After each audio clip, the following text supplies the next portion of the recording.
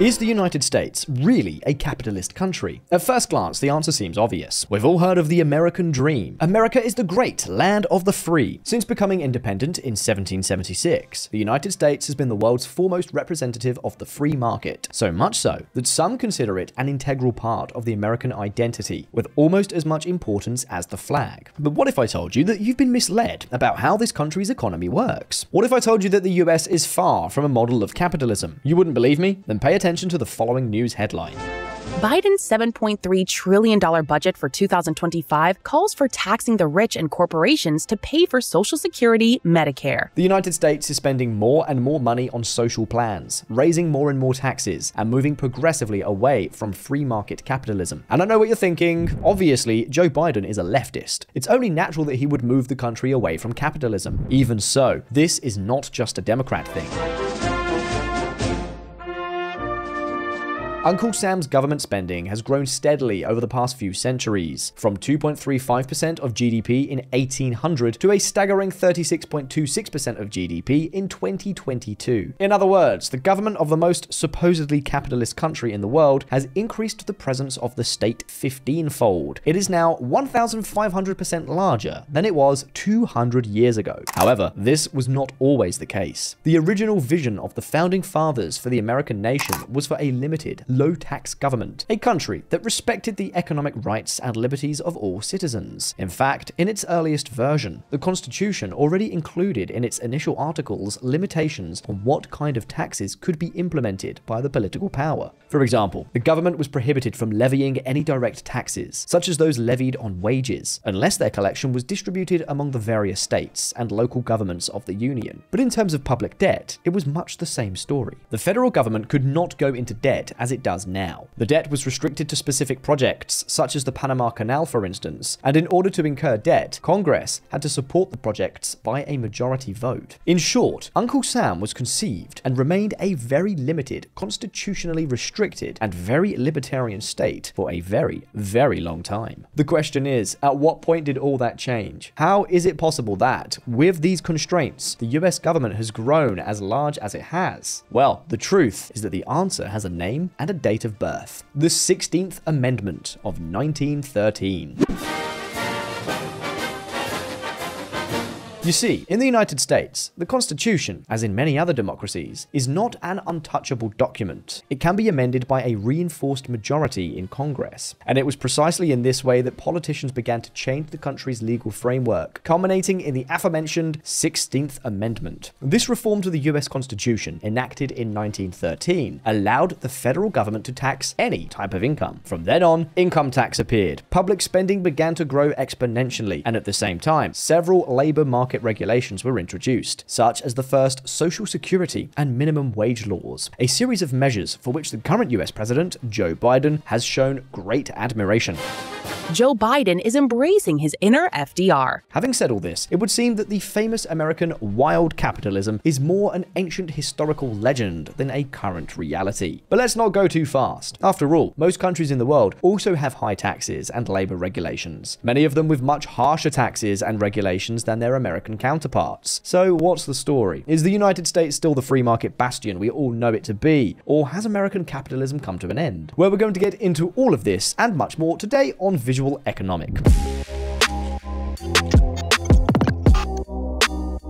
In order to determine whether the United States is still a capitalist country, we must first define exactly what capitalism is. And while it is true that there are as many definitions as there are people living on Earth, we have decided to simplify the matter with two simple fundamental criteria. The first, taxes. Not only their amount, but also their method of collection. The higher and more invasive the taxes, the less capitalist the country will be. And second, we have legal certainty and equality. In a capitalist system, the government does not favor or penalize any particular business or individual. It simply enforces the law and protects everyone's private property equally. So now, with everything already defined, let's get down to the key question. How do taxes work in the US? Well, I'll tell you right now that Uncle Sam's tax system is one of the most unique cases you can find. The reason? Its unusual, persecutory, and quasi-mafia-like method of collection.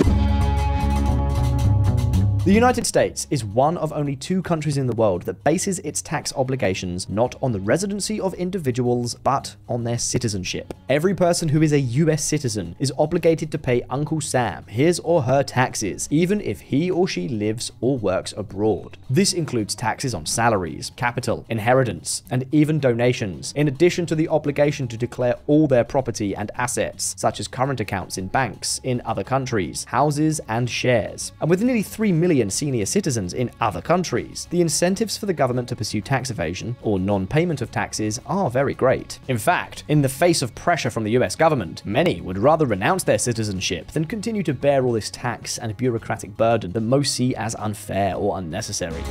More Americans abroad are eager to drop citizenship on lowered fees. To give you an idea of how invasive this system is, the only other country that bases its taxes on citizenship rather than residency is Eritrea, an African nation currently living under a dictatorial one-party regime. Now, can the federal government really chase its citizens around the world to pay taxes? Well, yes it can. How does it do it? The answer comes from the next man, Barack Obama. During Barack Obama's presidency in 2013, the Foreign Account Tax Compliance Act was introduced. It was a law intended to prosecute those US nationals who were not complying with their tax obligations while abroad. And how was this done? The Obama administration began requiring all financial institutions around the world to identify US citizens among their customers. That is, if you are an American and you have an account in a German bank, the bank must report your assets to the US government. And you may ask, what if the banks are not subjugated to the United States? In that case, Uncle Sam would penalize the bank with a 30% withholding tax on any transfer from foreign assets. In other words, a tax of 30 cents for every dollar that entered or left the United States belonging to those banks that refused to provide their customers information. And of course, given that the United States is the foundation of the global financial system, such a sanction would mean that the uncooperative bank would be practically banned from doing business in the country. In short, the most supposedly capitalist country of all has the international banking sector under threat of economic sanctions if it does not cooperate in monitoring, reporting, and taxing all US citizens they encounter. Does that seem to you a quality of such a seemingly pro-free market and capitalist country? You tell me. Now, apart from the persecution, just how high are taxes in the United States? Are we talking about a paradise like Switzerland, Ireland, or Singapore?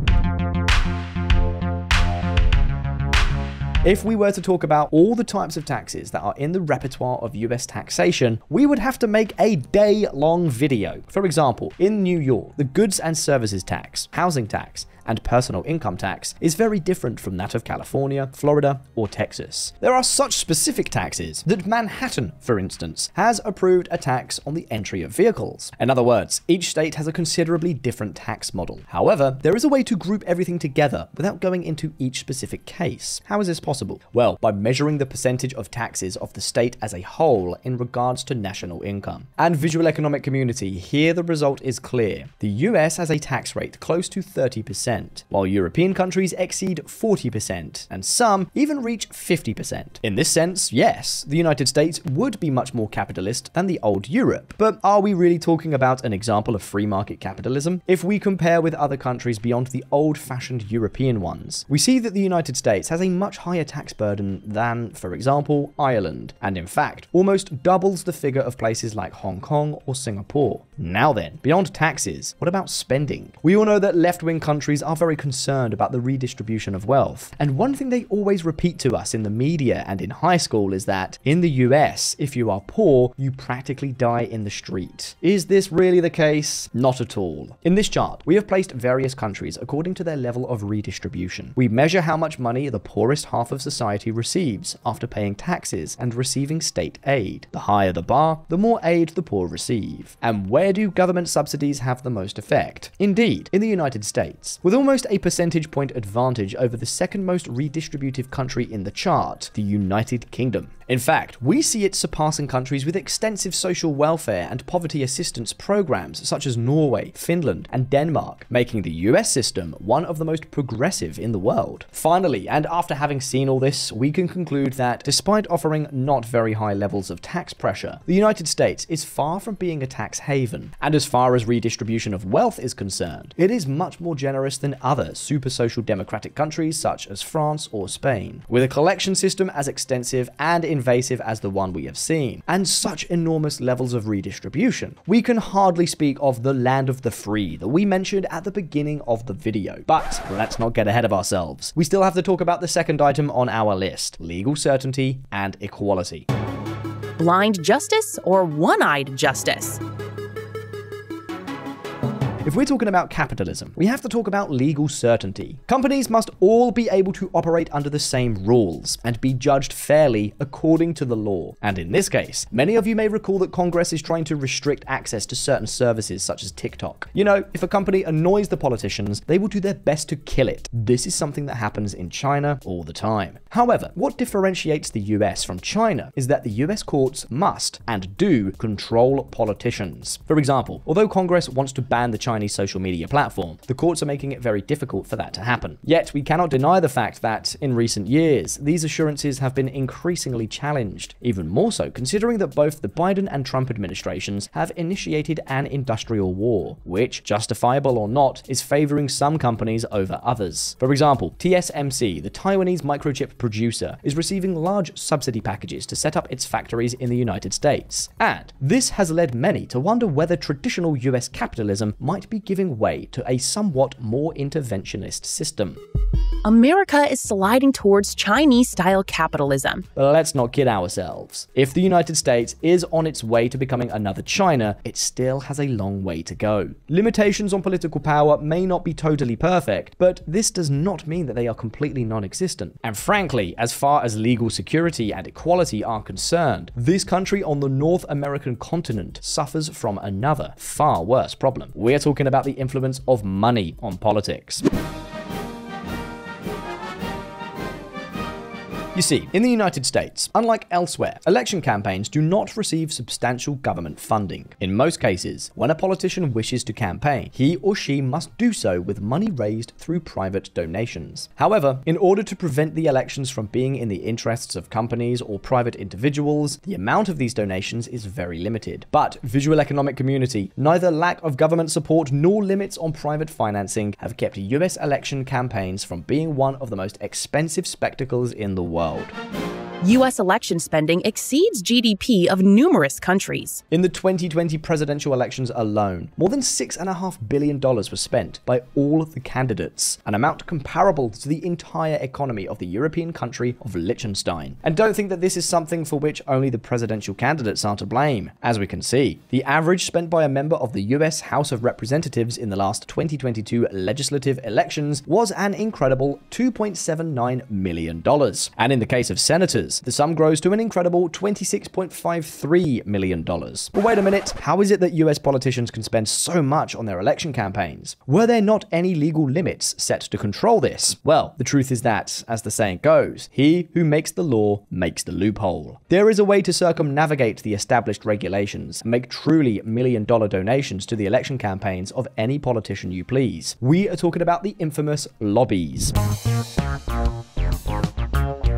A lobby group is basically a pressure or interest group that pursues political goals through a wide range of tools. In the United States, lobbies receive outside donations from individuals who wish to support a specific political cause. These funds are then used to hold campaign events for candidates who support the cause, without any limits imposed by the government, creating an incentive for politicians to listen to the views of these lobbies. And as you can imagine, this method of lobbying has created an entire industry dedicated to rewarding those politicians who most adhere to the interests of a few wealthy sponsors. Sponsors who, in many cases, are companies.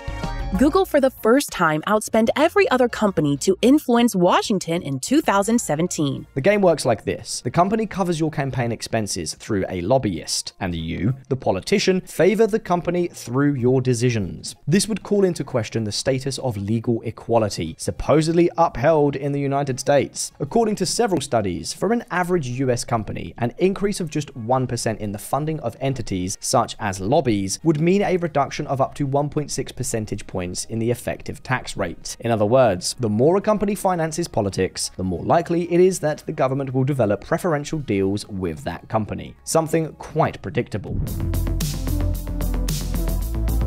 So, is the United States really capitalist? On the one hand, US taxes are not high, but they are certainly not those of a free market paradise. Their levels of economic redistribution and their pursuit of citizens to pay taxes are not particularly capitalistic either. As for the issue of free competition, we have already seen that the US government can become biased towards one or another company, a problem that is even more pronounced due to the lobbies we just mentioned. But for now, the questions are for you. Do you think that the United States is still as capitalist a country as many says it is? You can leave your answers down in the comments. Remember that if you like this video, you can support us by hitting the like button. And of course, if you want to support the channel, subscribe and follow our social media channels. Take care, and I'll see you in a future video.